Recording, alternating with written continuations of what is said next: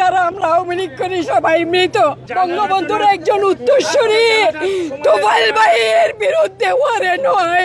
বাংলাদেশের মানুষের কাছে এই বিচার থাকলো, আমার বলার কিছু নাই।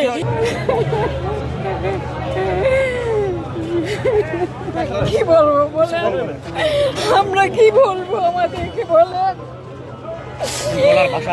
আমরা ভাষা হারিয়ে ফেলেছি। একটা মানুষ মৃত্যু সজ্জায় আইসিইউতে, তার বিরুদ্ধে ওয়ারেন্ট করে সরকার। কি বলবো বলেন, আমাকে কি বলবো বলেন।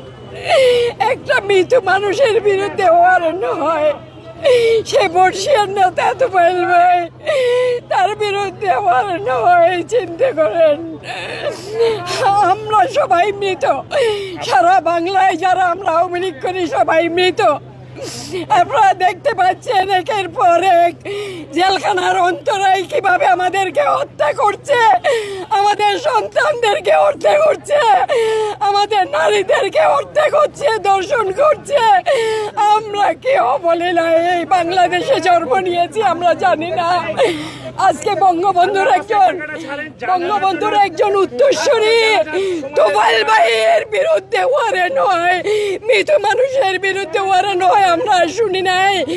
বাংলাদেশের মানুষের কাছে এই বিচার থাকলো, আমার বলার কিছু নাই। শুধু তোফায়েল ভাই না, আমাদের যারা আজকে দুঃখে দুঃখে যারা মারা যাচ্ছে, প্রত্যেকটা এমপি, এই যে পরশুদিন দবিরউদ্দিন মারা গেল, দেখলেন প্রত্যেকটা পয়জন প্রতিটা মানুষের শরীরে তারা ঘটছে, বলার কিছু নাই, ভাষা নাই। বলতে গেলে ঘন্টার পর ঘন্টা বলতে হবে আপনাদেরকে। এই বাংলাদেশের মানুষের কাছে বিচার চাই। আজকের এই মৃত্যুর কারণ কি? একজন বর্ষিয়ান নেতা মৃত্যুর মুখে দাঁড়িয়ে তার বিরুদ্ধে ওয়ারেন্ট করে। এর চেয়ে দুঃখজনক বাংলার মানুষের কাছে, এর চেয়ে লজ্জাজনক আর কিছু নাই। 9 বছরের সন্তানের পেটে বাচ্চা হয়, এই বাংলা আমরা চাই।